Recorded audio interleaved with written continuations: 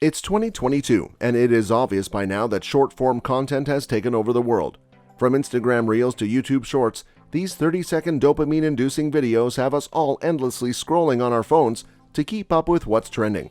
But there's one social media giant that started it all, or you could call it the one true king of short-form content, TikTok. The story of TikTok begins with a common man who goes by the name of Zhang Yiming. Zhang was born on the 1st of April 1983 in Longyang, a part of the Fujian province in China. Zhang, who majored in software engineering, always had a knack for technology. He was also a visionary in his field, and you'll see why later in the video. After graduating in 2005, Zhang worked at multiple companies which included the likes of Kuzun, a travel website, and also joined Microsoft in 2008. However, Zhang felt oppressed by the corporate culture at Microsoft and decided to leave his prestigious job and joined a startup named Fanfu, which eventually went on to fail. But Zhang's story doesn't end here. This is where the story of TikTok begins. Unlike other social media giants, TikTok's story is not a fairy tale startup narrative that we usually hear about. It is a story that involves a sharp-witted entrepreneur exploiting a gap in the market and systematically expanding it throughout the world. The year was 2012, and the smartphone era was coming to life. Millions of people were starting to gain access to the internet in the palm of their hands, and this is where Zhang found a gap in the app market. You see, the Chinese citizens depended on Baidu, which is also known as the Google of China, as their primary search engine. However, Baidu used to misuse its monopoly in the market by merging search results with undisclosed advertising. This led to Chinese smartphone users struggling to find legit information on the internet. Zhang planned to release an app to the Chinese public that would use the sheer power of artificial intelligence to push relevant content to people. Remember how we talked about Zhang being a visionary? Yes, this is what we were talking about. Using AI-generated recommendations may seem commonplace today, but back in 2012, not many believed in Zhang's vision. After being rejected by multiple venture capitalists, Zhang finally secured funding from the Susquehanna International Group. ByteDance was the name of the startup, and in August of 2012, they'd go on to release a news app named Toutiao. Toutiao became an instant hit, racking up more than 13 million users in the short span of 2 years. Surprised by this level of success, Sequoia Capital, which is one of the world's largest VC firms that has also invested in tech giants like Apple, WhatsApp, PayPal, and Google, among many others, decided to invest a whopping $100 million into ByteDance. From 2014 to 2015, there was an app that was making the rounds around the world, and this app was Musical.ly. Contrary to popular belief, TikTok wasn't the first app to pioneer short-form content. Musical.ly introduced the concept of short-form video to the world, where users could integrate 15 to 60 seconds of any song along with short video snippets. Since Musical.ly was introduced to both the Chinese and the American markets at the beginning, it became very popular amongst American teenagers for its lip-sync videos. Eventually, the app was released globally, and it attracted millions of users. Musical.ly climbed to the #1 position in the iOS App Store, being the most downloaded app in over 30 countries. Zhang saw the success of Musical.ly as an opportunity. In September of 2015, ByteDance went ahead and created a competitor for Musical.ly named Douyin. And to no one's surprise, Douyin followed Musical.ly's success and attracted more than 100 million users in China and Thailand in a span of just 1 year. If you think that Zhang was done at this point in the video, no, he wasn't. Zhang wanted to expand Douyin globally, and thus, TikTok was finally born. Zhang observed the market and realized that Musical.ly already had strong business links in the US. Musical.ly also had a good audience globally, and that is exactly why he needed to grow TikTok.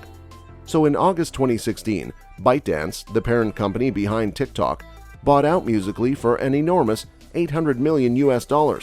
Yes, you heard that right, $800 million. ByteDance integrated Musical.ly's 200 million user accounts with TikTok and advertised it under the TikTok brand name. By mid-2020, ByteDance was rumored to be worth around $140 billion, and TikTok alone was reported to be worth $50 billion, making it the world's most valuable startup, even surpassing companies like Elon Musk's SpaceX and the American financial service provider Stripe. If you've made it this far into the video, make sure to like the video and subscribe to the channel. Also, remember to hit the notification bell beside it to never miss an upload like this one. With that out of the way, let's see the reasons for TikTok's explosive growth. Now that they had acquired the company they competed with, the possibilities were endless for ByteDance. Firstly, users could still produce 15 to 60-second videos of lip-syncing, comedy, or entertainment, but they now had access to a larger library of songs worldwide. Along with this, TikTok also allowed users to edit their videos in a more powerful and smoother editor, while giving them the freedom to also choose between a huge variety of filters and effects. This intuitive user experience is one of the reasons behind TikTok's massive success. Another reason why TikTok grew so rapidly is its incredible algorithm. As we talked about earlier, Zhang always believed that the sure-shot way to retain users was to give them relatable and relevant content. And how do you push out content based on a user's interest? Through machine learning-based algorithms, of course. TikTok has an extremely powerful algorithm, which is miles ahead of its competitors and other social media giants. The algorithm is quick to learn the niches the user is interested in and their taste in music among other data, and carefully packages together videos that the user is bound to like and displays it on their For You page. This keeps the user entertained for hours on end, which is what makes short-form content so addictive. Since TikTok divides users based on their interests, it also leverages the power of communities. It brings people together and gives them a sense of identity.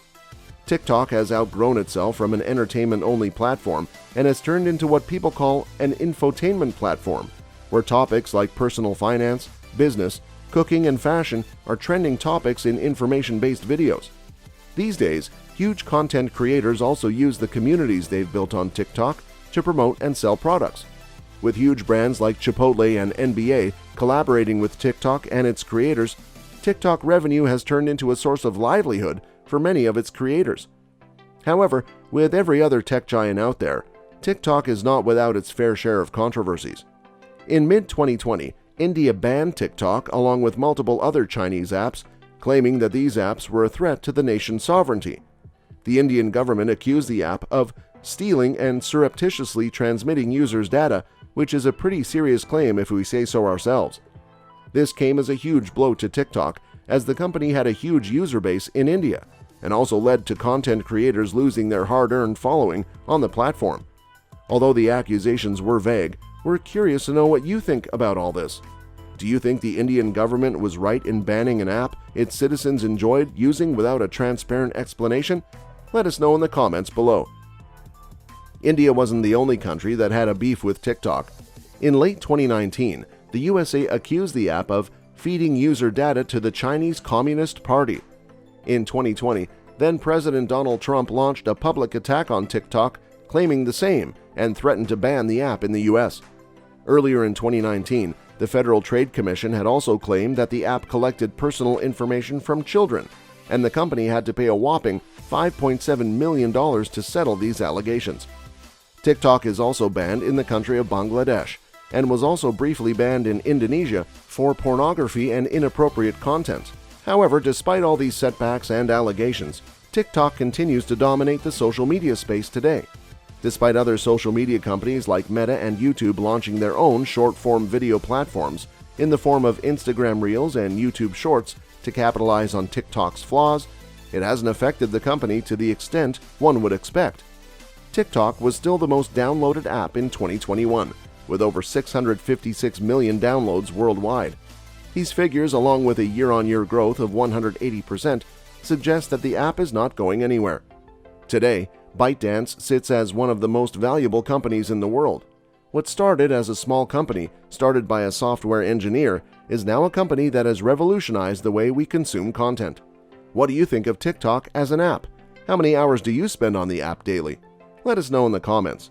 Make sure to like the video and do check out the others on the channel.